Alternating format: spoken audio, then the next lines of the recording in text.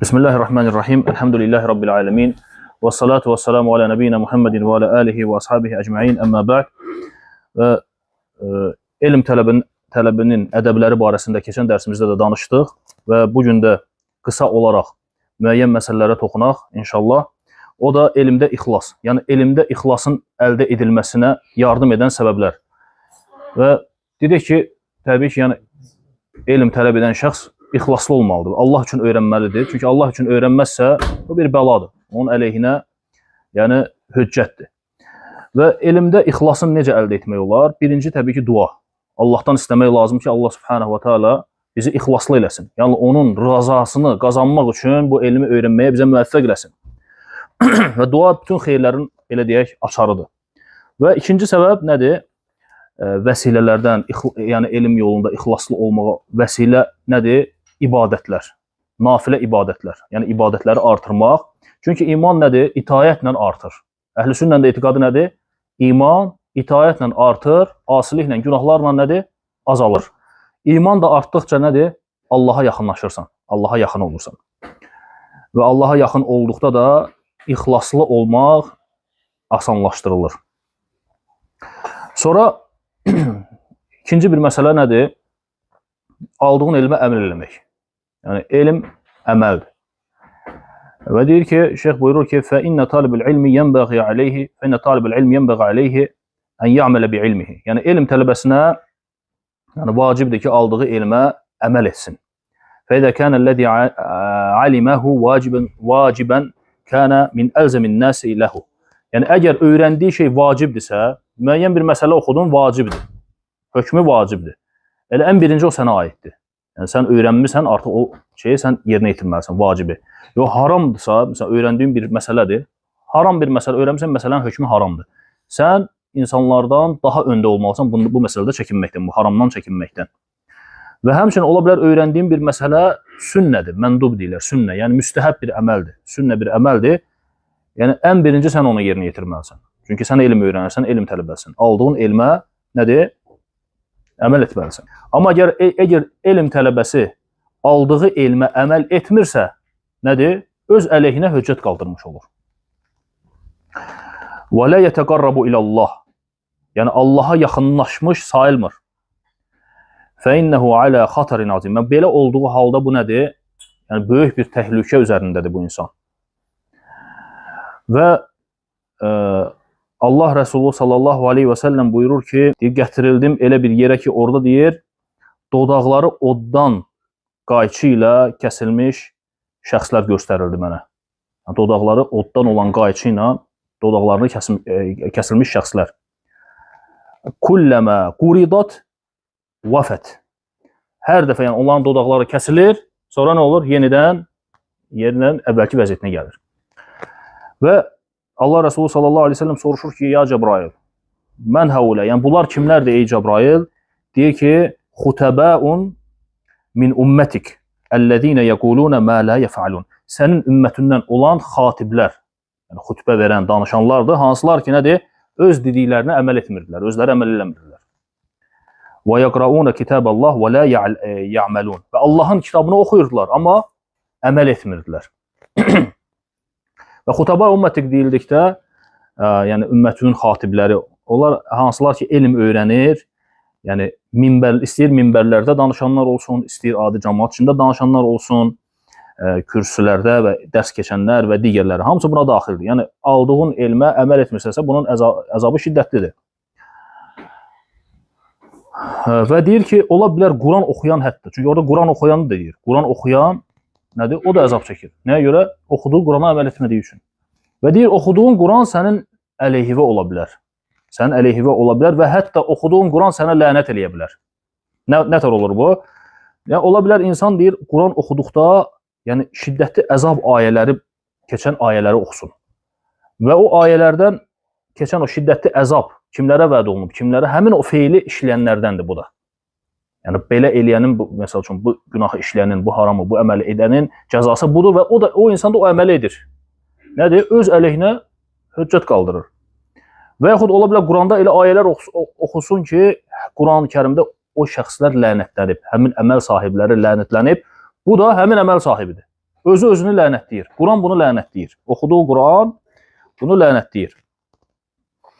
Ona görə mütləq elm tələb edən şəxs, Quran oxuyan, elm tələb edən şəxs, yəni əməl etməlidir. Öyrəndiyinə, bildiyinə əməl etməlidir. Və Allah Resulü sallallahu aleyhi və səlləm buyurur ki, yəni la tazulu qadama abdin yawmal qiyamah hatta yus'alu an umrihi fima afnah. Yəni insan Adəm övladının ayaqları, yəni ayrılmaz soru-sual meydanından ta ki, yəni ömründən soruşulmayınca. Birinci gəldi ömür. Yəni ömründən nəyə ömrünü sərf elədin? Sənə ömür verildi. O ömrü nəyə sərf elədin?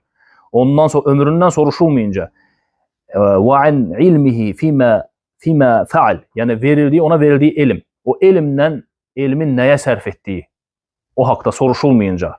Və an malihi min eyna iktasabahu fima və fima anfaqahu. Və həmçinin malından hardan qazandı və haraya xərclədi.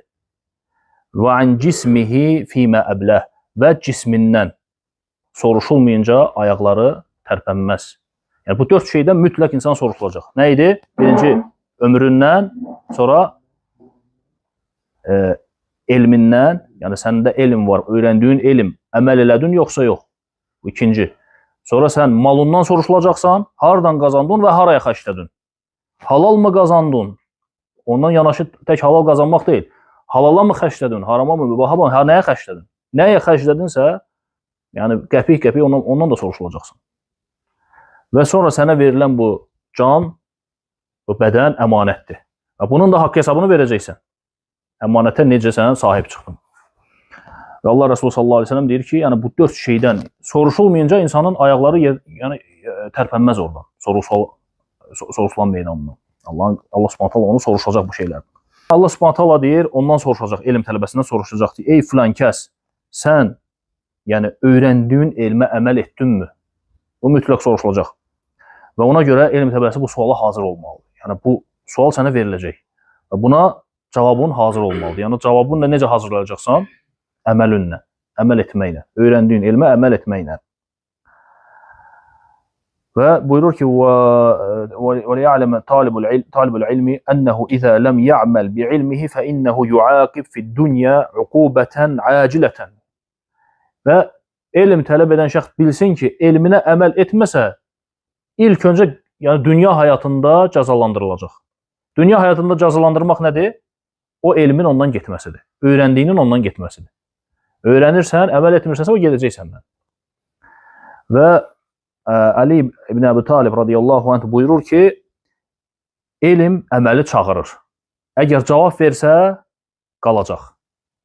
Elm əməli çağırır. Əgər əməl gəlsə, elm qalacaq. Yox, əgər gəlməzsə, onu tərk edib gedəcək. Və ona görə deyir ki, bizim üzərimizə düşən nədir? Əməllərimizə diqqət yetirək və aldığımız elmə əməl edənlərdən olaq. Və sonra şeyx burada Məscid Nəbəvidə elm tələb etməyin yəni fəzilətini zikr eləyir. Və buyurur ki, yəni Məscid Nəbəvidə Peyğəmbərimizin sallallahu aleyhi ve sellem məscidində Mədinədə elm tələb etməyin fəziləti deyir ki, Peyğəmbər sallallahu aleyhi ve sellem deyir: "Mən cəə məscidi ləm yətihi illə li xeyrin yuallimuhu əv yetəalləmuhu." Kim bir mənim məscidimə gələrsə, elm öyrətmək və yaxud öyrənmək məqsədi ilə əcri nədir onun? Və huve bi mənzilətil mücahid fi səbilillah. Allah yolunda vuruşan mücahidin əcrini qazanır. Yəni Allah yolunda vuruşan mücahid kimidir o? Və men ca'ahu li ghayri zalik fa huve bi mənziləti er-racul yanzuru ilə mata'i ghayri. Və digər məqsədlə oraya gələn sanki başqalarının əlində olanlara baxan kimidir. Yəni bu fəzilət başqa heç bir məsciddə yoxdur. Hətta Kəbədə, Məscid-i Haram namaz orada daha yəni əfsəldir. Düzü 100.000 savab var. Məscid-i Nəbəvidə 1000 savab var. Amma elm tələb etmək Məscid-i Nəbəvinin fəziləti heç bir ikinci məscid yoxdur. O fəziləti verəndir yəni. Allah yolunda vuruşan mücahidin fəzilətidir. Və inşallah buradan isə başlayırıq kitabımıza Şərh Usul Sələsə 3 əsasın şərhi. Şeyx Süleyman Ər-Ruheylinin şərhi ilə. Və birinci müxtəsər müəllif barəsində məlumatdır. Yəni Usul Sələsə yazan Şeyx Muhammed ibn Abdülvəhhab yəni haqqında məlumatdır ki, şeyxə deyirlər, yəni mücəddid, yəni tövhidi dirildən. Çünki şeyxin yaşadığı yer, yəni belə deyək, insanlar şirkə düşmüşdü. Yəni şirk adiləşmişdi. Normal bir hal. Və bir növ şeyx orada gəldi, belə deyək, tövhidi diriltdi orada. Sünnəni diriltdi. Və tək orada yox. Elhamdülillah bütün dünyaya yayıldı. Və şeyxin yazdığı bu kitablar, baxsan usul-i sələsə, 3 əsas, balaca bir broşurdur. Dəlillərlə də hamısı. Dediyi sözü hamısı dəlillərini getirir. Quran və sünnədən. 3 əsas, Qavaidül Arba, sonra Kəşf-i Şübuhət, sonra Kitab-ı Tövhid. Elə də böyük kitablar deyil əslində, broşurlardır. Amma onların şərhləri var. Onları alimlər şərh eləyib, oradan nə boyda faydalar çıxardıblar. Və bu kitablar günümüzə qədər yayılır, oxunur.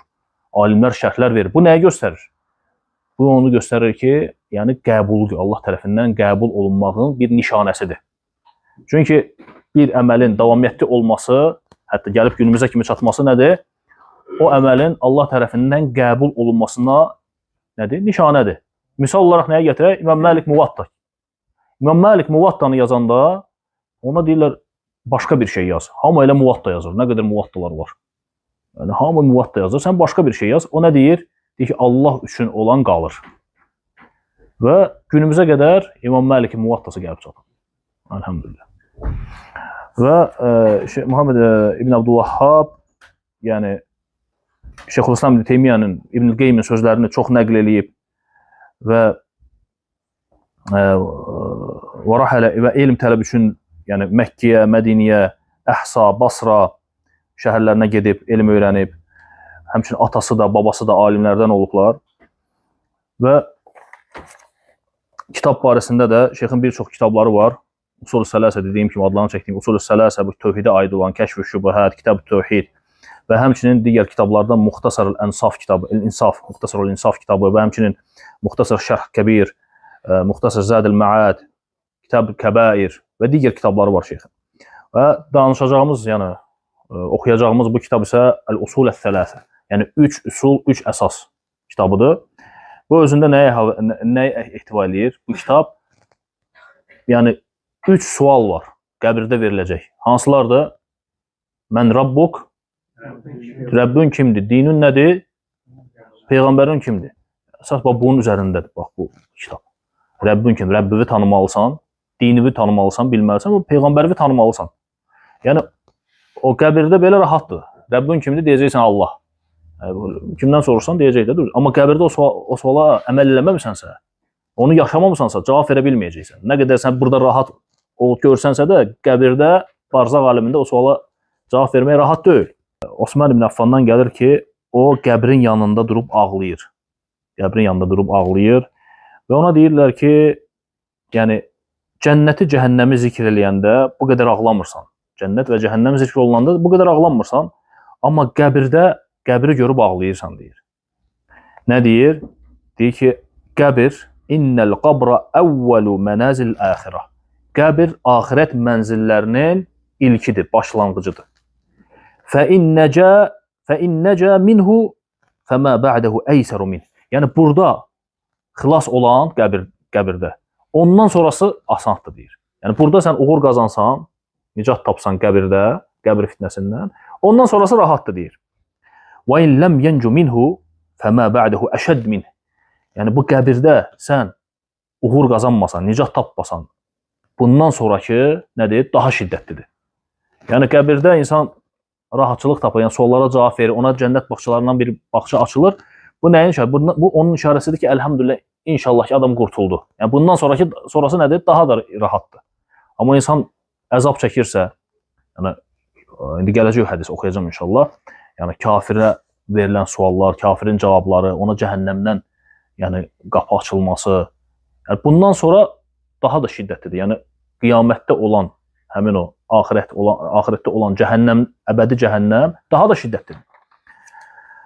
Və Bəra ibn Azib radiyallahu anh buyurur ki, biz Peyğəmbərlə bir yerdə sallallahu aleyhi ve sellem, yəni bir cənazədə iştirak elədik, bir ənsarinin cənazəsində, ənsardan olan bir sahabənin cənazəsində və qəbri yəni qazdıq, bastırdıq və Peyğəmbər sallallahu aleyhi ve sellem deyir, فانتهينا إلى القبر ولما يلحدوا فجلس رسول الله صلى الله عليه وسلم وجلسنا حوله كأنما على رؤوسنا الطير. Yəni Peyğəmbər sallallahu aleyhi ve sellem oturdu Biz də onun yanında oturduq, sanki bizim başlarımızda quşlar var idi. Nəyi göstərir bu? Yəni elmə olan hərisliyi. Peyğəmbər sallallahu əleyhi və səlləm yanında ona baxıb dinləyərdilər. Necə? Tərpənmədən. Yəni sanki deyib başlarımızda nə var? Quşlar var idi. Yəni quş qonsa elə bilər ağaca qonub. Və fi yedihi udun yankutu bihi fil ard. Əlində Peyğəmbər sallallahu əleyhi və səlləm əlində bir çubuq var idi. Onunla yerə vururdu. Və başını qaldırdı deyir Allah Rəsulu sallallahu əleyhi və səlləm. Dedi ki: "İstəizu billahi min azabil qabr." Qəbr azabından Allaha sığının. 2 və yaxud 3 dəfə bunu təkrar etdi deyir Rabi. Yəni bir şeyin 2 dəfə, 3 dəfə təkrar olunması nəyə göstərir? Həmin şeyin, həmin məsələnin ciddiyyətini. O, yəni qəbirdə yatan, yəni bastırılan şəxs. Sizin deyir, ayrılıb getdikdə ayaq səslərinizi eşidir. Yəni ayaqqabılarınızın belə deyək, səslərini eşidir. Və o zaman ona mələk yaxınlaşıb nə deyir? Ey filan kəs, mən Rabbuk, Rəbbün kimdir? Dinün nədir və peyğəmbərin kimdir? Qalə və yətihi mələkən fəyuclisanihi fəyəqulani lehu. Yəni mələklər gətirir, 2 mələk gəlir, onu otuzdurur və ona sual verirlər. Rəbbün kimdir? O nə deyir?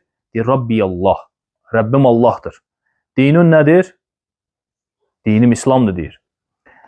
Və fəyəqul lehu mə hədər-rəculüllezî bu'itə fikum. Sizə göndərilən o kişi kimdir? Qalə fəyəqulu huvə Rasulullahi sallallahu aleyhi və səlləm. Deyir ki, Allahın rəsuludur. Və fəyəqulani mə yudrik. Və ona deyilir ki, hardan bildin bunu? Yəni bu suallara cavab verdin. Rəbbin kim olduğunu, dininin nə olduğunu və peyğəmbərimin kim olduğunu cavab verdin. Bunu hardan bildin? Nə deyir? Deyir ki, qara'tu kitaballah fəəməntu bihi və saddaqt. Allahın kitabını oxudum, ona iman gətirdim və onu doğruladım. Və zəlikə qavlullahi, və bu da Allahın bu ayəsidir deyir. Peyğəmbərimiz sallallahu əleyhi və səlləm yusabbitullahul-lezina amanu. Allah iman gətirənləri sabit edər. Xüsusən də ölüm anında yəni. Və qalə və yunadi munadin minəs-səma. Göydən bir carçı car çəkər və deyər ki, artıq mənim bu qulum doğru söylədi və ona cənnətdən bir döşək açın. Və ona qapı açın cənnətə. Və onu cənnət libası ilə, paltarı ilə giyindirin. Qalə fəyətihi min rauhihə və tibəhə. Və cənnət ona açıldıqda nədir? Cənnətin küləyini, iyini hiss eləyər. Ona o cənnətin iyi küləyi gələr. Və yuftəhu lehu fihə məddə basar. Və cənnət ona nədir? Gözünün axır gördüyü yerə qədər açılar. Yəni cənnət bağçalarından bir bağça verilər ona.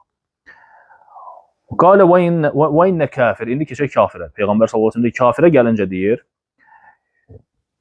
Fəzəkərə mevtəhu, yəni onun ölümünü Peyğəmbər sallallahu əleyhi və səlləm zikr eləyir və buyurur ki, onun ruhu bədəninə qaytarılar. Və ona 2 mələk gələr, onu otuzdurar və ona suallar verərlər. Mə Rabbuk, mən Rabbuk. Yəni Rəbbün kimdir? Və o deyər ki, hə, yəni cavab verə bilməz. Hə, lə ədri, bilmirəm. Yəni dili topuq vurar, cavab verə bilməz, deyir, bilmirəm. Və ona deyərlər ki, mələklər, mə dinuk, dinun nədir? Yenə də, hə, lə ədri, bilmirəm. Mə rəculləzi bu'itə fikum. Sizə göndərilən o kişi kimdir? Yenə də, hə, bilmirəm, lə ədri. Və göydən yenə səs gələr. Yəni yalan söylədi, ona yəni oddan döşək açın və onu oddan geyindirin və ona oda, yəni cəhənnəmə qapı açın. Aleykümselam. Və ona cəhənnəmə qapı açıldıqda nədir? İstiliyi və zəhərli havası ona tərəf gələr. İstiliyi və yəni zəhərli havası. Və onun qəbri daralar. Necə daralar? Hətta qabırğaları bir-birinə bitişər. Ona kör, kar biri təyin olurlar. Yəni mələklərdən, aleykümselam, kar olan bir əzab mələyi ona təyin olurlar. Və əlində bir çəkic, elə bir çəkicdir ki, o yəni dağa vurulsa, dağ torpağa dönər. Və deyir, fəyadribuhu bihə. darbatan yesma'uha ma beynel meşrik vel maghrib. Yəni ona elə bir vurar ki, həmin o dəmirlə, həmin o çəkiclə, onun o səsini məşriqlə məğrib arasında səsi yayılar. Yəni o qışqırığı əzabdan. Yalnız insanlar və cinlərdən başqa, yəni bu səsi eşitməzlər. Və o səs, yəni zərbədən belə deyək, külə dönər. Torpağa dönər də belə deyək. Və sonra o yenidən həmin şey təkrarlanar. Yəni bu da kafirin qəbirdə olan əzabıdır. Bu hələ yüngüldür. Bundan sonra olan əbədi, yəni həyat ya cənnət ya cəhənnəm. Cəhənnəm əzabı isə daha şiddətlidir. Ona görə deyir müsəlmana bax bu məsələləri öyrənmək vacibdir. Yəni yəqinliklə, şübhədən uzaq olaraq, şəkdən, şübhədən tam şəkildə bu məsələləri öyrənmək lazımdır. Əqidə məsələləri, Rəbbivin kim olduğunu, dinivin və Peyğəmbərivin kim olduğunu tanımaq. Və bu kitabda Usul Sələsə kitabında yəni kull hədə, hər bir bu məsələlər hamısı toxunulub. Etiqadın yəni belə deyək, gerçəkləşməsi və buna əməl. Fəyənbəği lil-muslim ən yətəalləmə hədəl kitab. Və müsəlmana lazımdır ki, bu kitabı öyrənsin. Və ən yəhrisə aleyh, yəni həris olsun öyrənməyə. Və onu anlamağa çalışsın bu kitabı. Və burada olanlara əməl etsin.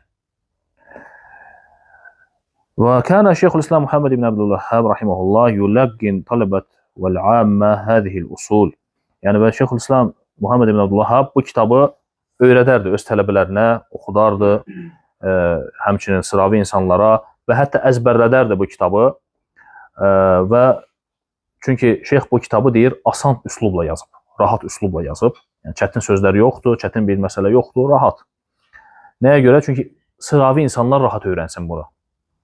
Yəni ola belə elə kitab var ki, onu oxumaq çətindir. Ona elm əhli konkret olaraq yəni izah eləməli oradakı kəlmələri. Bu elə yazıb ki, bu kitabı, yəni sıravi insanlar da bunu başa düşür, rahat. İstəyir böyük olsun, kiçik olsun, kişi, qadın, hamı bu kitabı asanlıqla başa düşür. Və qəd ihtəmməl uləmə bi hədəl kitab. Alimlər də bu kitaba ihtimamən azimin. Alimlər bu kitaba böyük diqqət göstərmişlər. Yəni bu kitabı belə deyək, şərh eləmişlər, yaymışlar, dərslərində belə istəyir yazılı kitablar olsun və yaxud nədir? Yəni video şəklində və yaxud yazı şəklində yəni bu kitabını şərh eləyib yaymışlar. Və kitab və həmçinin bu kitaba şeir formasında da yazılmışdı. Yəni şeyxin yazdığı bu kitabı nəzm, şeirə salaraq bu cür də yazılmışdı. Yəni əzbərlənməyə rahat olsun deyənə.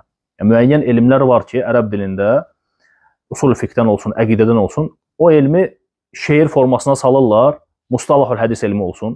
Şeir formasına salırlar ki, sən rahat əzbərləyərsən. Misal gətirim, misal olaraq hədis elmindən mustalahul hədis, səhih hədisin tərifi. Sən bir var oxuyasan, səhih hədisin şərtləri nədir? Səhih hədis, yəni ittisal sənəd, yəni sənədi tam olmalıdır, raviləri bir-bir, yəni bəlli olmalıdır, adil olmalıdır. Biraz şeydir. Ola bilər nəyisə qaçırarsan. Amma şeir formasında onu əzbərləyəndə, sabah yəni məsələsə, yəni məsələni gətirmək istəyəndə şeiri yadva salırsan, həmin beyti oxuyursan, gəlir. Bu kitabı da o cür şeir formasında salıblar. Onu demək istəyir. Və həmçinin la şəkkə ənə təvhid əhəm mə yənbəği ən ya'təniyil muslimu bi təhqiqi. Və şək yoxdur ki, ən birinci müsəlman nədir? Tövhidi öyrənməlidir və tövhidi təhqiq etməlidir. Yəni həyata keçirməlidir, gerçəkləşdirməlidir. Və əvvəlu mə yənbəği ən yəd'u ileyh. Və ən birinci də dəvət etdiyi şey nədir? Tövhid olmalıdır deyir. Çünki o peyğəmbərlərin göndərilmə məqsədidir. Əsas budur. Və huvəl əmrullezî ittefaqat aleyhi əş-şərai min qeyri ixtilaf bihimə. Və şəriətlər də nədir? Bütün şəriətlər bu məsələdə ittifaqdırlar. Bütün peyğəmbərlər tövhidlə göndərilib. Şəriətləri ola bilər müxtəlifdir, düzdür? Amma tövhid məsələsində gələndə ittifaq var. Yəni tək Allaha ibadət etmək, ona heç bir şey şərik qoşmamaq. Və Allah Teala buyurur ki: "Və laqad ba'asna fi kulli ummetin rasulan an ya'budullaha və ictenibut-tağut." Biz hər bir ümmətə rəsullar göndərdik, Allaha ibadət edin, tağutdan uzaq olun deyə. Fəmuhimmətul ənbiyə əl-əmr bit-təvhid. Yəni peyğəmbərlərin əsas işi nə idi? Tövhidə əmr etmək. Və təhzir minəş-şirk və şirkdən də çəkindirmək. Fət-təvhid huvəl qadiyyətul kubra və tövhid ən birinci əsasdır, ən böyük əsasdır. Və huvə ruhul İslam və tövhid nədir? İslamın ruhudur deyir. Və وَلِذَا ظَلَّ النَّبِي sallallahu aleyhi ve sellem بِمَكَّةَ 13 عَامًا يَدْعُ إِلَى التَّوْحِيدِ. Və ona görə Peyğəmbərimiz sallallahu aleyhi ve sellem Məkkədə 13 il qaldı və ancaq tövhidə dəvət elədi. يَدْعُ إِلَيْهِ إِلَى أَنْ مَاتَ. Ölənə qədər, Peyğəmbərimiz sallallahu aleyhi ve sellem vəfatına qədər tövhidə dəvət etdi.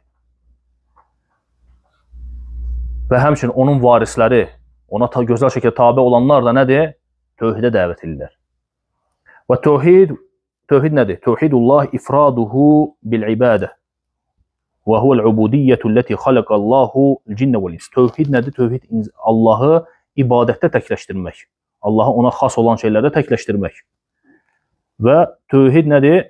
Allah tövhidə görə cinləri və insanları yaratmışdır. Tövhid üçün yaratmışdır ki, onu ibadətdə təkləşdirsinlər, tək ona ibadət etsinlər. Rəbbimiz Azza və Cəllə buyurur ki: "Və mə xalaqtul cinnə vəl insə illə liyəbudun." Mən cinləri və insanları yalnız mənə ibadət etsinlər deyə yaratdım. Və burada da murad nədir? Məqsəd nədir? Yəni məqsəd yuvahhidun, yəni məni ibadətdə təkləşdirsinlər. Yalnız mənə ibadət etsinlər, yəni məni ibadətdə təkləşdirsinlər. Yuvahhidun, təkləşdirsinlər. Allahdan başqa heç kəsə ibadət etmək icazəli deyildir, şirkdir. وَلِذَا فَسَّرَ الْعُلَمَاءَ قَوْلِ سُبْحَانَهُ إِلَّا لِيَعْبُدُونَ بِقَوْلِ إِلَّا لِيُوَحِّدُونَ. Ona görə alimlər də illə liyəbudun, yəni yalnız mənə ibadət etsinlər deyə kəlməsini təfsir edərək deyiblər ki, yalnız mənə ibadəti təkləşdirsinlər. يَنْبَغِي عَلَى الْمُسْلِمِ أَنْ يُقِيمَ حَيَاتَهُ كُلَّهَا عَلَى التَّوْحِيدِ. Ona görə müsəlman bütün həyatı tövhid üzərində olmalıdır. أن يقيم صلاته ونسكه ومحياه ومماته على التوحيد رب العالمين. Namazı, yəni belə deyək, namazı, həcci, həyatı, ölümü hamısı Allah üçün olmalı. Tövhidlə olmalıdır. Necə ki Allah Teala buyurur ki: "Qul inna salati və nusuki və mahyaya və mamati lillahi rabbil alamin." Mənim namazım da, mənim namazım da, qurbanım da, həyatım da, ölümüm də aləmlərin Rəbbi olan Allah üçündür deyir. La şərikə ləh. Onun heç bir şəriki yoxdur. Və bizəlikə umirtu və ənə əvvəlül muslimin. Və bununla mən əmr olundum, mən müsəlmanların ilkiyəm. Və tövhid huvə imaduddin. Və tövhid nədir? Tövhid dinin, belə deyək, fundamentidir. Yəni əqidənin mahiyyəti tövhiddir. Və dinin başlanğıcı da, sonu da, yəni zahiri də, batini də tövhiddir.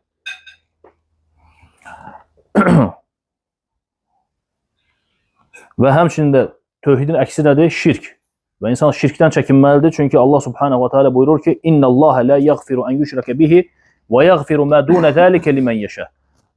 Həqiqətən də Allah ona şərik qoşanı əsla bağışlamaz. Bundan başqa günahları dilədiyinə, istədiyinə bağışlayar. Və həmçinin şirk nədir? Ən böyük zülmdür. Necə ki Loğman aleyhissalam öz oğluna tövsiyə edərək nə deyir? "Ya buniyyə la tuşrik billah. İnnə şirkə lə zulmun azim." Ey oğlum, Allaha şərik qoşma, həqiqətən də şirk ən böyük zülmdür. Yəni, böyük zülmdür şirk. Və Peyğəmbərimizin sallallahu aleyhi və səlləm həyatı hamısı bütövlüklə nə idi? Tövhidə dəvət idi və şirklə müharibə idi. Şirklə mübarizə, müharibə. Və yəni bir an belə bundan Peyğəmbərimiz sallallahu aleyhi və səlləm çəkinmədi. Yəni həyatı boyunca tövhidə dəvət etdi, şirklə mübarizə ilə apardı. Hətta Məkkədə olarkən o cür əzab əziyyətlərə baxmayaraq nədir? Yenə də dəvət elədi. Yenə də tövhidə çağırdı. Tək Allaha ibadətə çağırdı. Əl çəkmədi. Baxmayaraq ki, ona birinci təkliflər olundu. Sən yəni istəyirsən səni ən gözəl qadınla evləndirək. Yəni başçı olmaq istəyirsən, gəl səni başçı qoyaq. Nə dedi Allah Rəsulü sallallahu aleyhi ve sellem? Bir əlimə günəşi, bir əlimə ayı da versəniz nədir? Mən bu dəvətimdən əl çəkmərəm yəni. Yəni Allah Rəsulü sallallahu aleyhi ve sellem sonra təzyiqlər olundu. Öldürmək istədilər. Axırda nədir? Hicrət elədi. Amma tövhidə dəvətdən dayanmadı. Şirklə mübarizədən yəni vaz keçmədi, dayanmadı. وَمَا تَرَكَ الْكَلَامِ فِي التَّوْحِيدِ. Hətta bir söz belə tövhiddən tərk etmədi. وَمَا تَرَكَ الْأَمْرِ بِالتَّوْحِيدِ. Tövhidə əmri tərk etmədi. Və tövhid barəsində söhbəti yandırmadı. Hər ki Mədinəyə gələndə də, Mədinədə də Peyğəmbərimiz sallallahu əleyhi və səlləm tövhidə dəvət etdi. Bu elm tələbəsi də Peyğəmbərimizdən ibrət götürməlidir. Bu gözəl yolu getməlidir. Allah Rəsulü sallallahu əleyhi və səlləmin yolunu. Və Allah Teala Quran-ı Kərimdə buyurur ki: "Qul hadihi sabili ad'u ila Allah alə basiratin ənə və mən ittəbə'ani və subhanallahi və mə ənə minəl müşrikin. De, bu mənim yolumdur. Mən və mənə tabe olanlar bəsirət üzərində insanları Allaha çağırırıq. Allah pakdır, müqəddəsdir, mən də müşriklərdən deyiləm. Və ən bəğli talibələn ən ya'rifət lit-təvhid məqaməhu. Ona görə elm tələbəsi birinci nədir? Tövhidin məqamını, tövhidin yerini bilməlidir. Yəni elm tələbəsi yəni bu məkanı, bu yolu bilməlidir, öyrənməlidir və insanları da buna çağırmalıdır və tövhiddə nədir? Tövhidə diqqət yetirməlidir. Və arafə liş-şirk xatarahu və məkanahu. Həmçinin şirkin də belə deyək, təhlükəsini bilməlidir və şirkin gətirdiyi nəticələri bilməlidir. Yəni şirk insanı hara gətirir, hara aparır.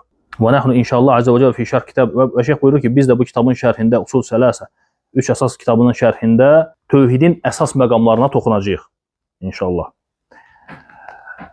Və sənəşrihul ibarat və burada olan bəzi kəlmələri, ibarələri şərh eləyəcəyik və dəlilləri izah eləyəcəyik deyir. Bəyan eləyəcəyik inşallah və Allahdan faydalı olmağı istəyirik. Allah Subhanahu taala xeyri, bərəkətli etsin, müvəffəq eləsin. Bundan sonra gəlib artıq kitabın özünə keçirik. Bura qədər nə idi? Bura qədər müqəddimə idi. Elmin fəzilətindən danışdıq. Biraz, yəni elmə başlayırıq. Necə başlamaq lazımdır? Müəyyən qədər. Çünki elmin fəziləti çoxdur əslində. Alimlər kitablar yazıb. Yəni elm tələbəsinin ədəblərindən olan kitablar var. Biz sadəcə balaca bir şey oxuduq. Yüngül. Və sonra qısa olaraq kitab haqqında məlumat verdik. Və indi isə inşallah gələn dərsimizdən başlayarıq. Yəni Bismillahirrahmanirrahim kəlməsindən artıq müəllifin Bismillahirrahmanirrahim kəlməsinin yəni mövzuya başlamasıdır, kitaba başlamasıdır. Oradan da inşallah oxuyub yəni faydalanacağıq inşallah. Allahdan müvəffəqiyyət istəyirəm. Subhanakallahumma və bihamdik, əşhədu an la ilaha illə ente, estəğfiruke və etûbü ileyk.